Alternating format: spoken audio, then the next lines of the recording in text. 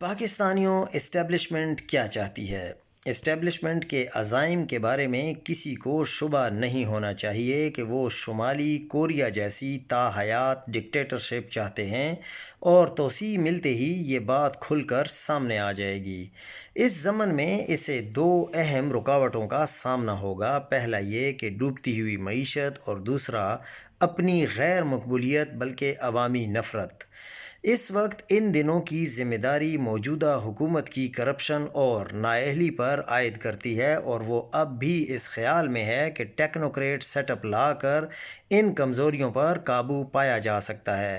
چنانچہ اسٹیبلشمنٹ یہی کرے گی، وہ اسمبلی تو نہیں توڑیں گے، لیکن کرپشن کے الزامات کے تحت کم وفادار افراد کو نکال کر مکمل وفادار لوگوں کو بھرتی کیا جائے گا۔ شریف اور زرداری خاندان کو ہٹا کر اپنی ذاتی کنگز پارٹی بنائی جائے گی۔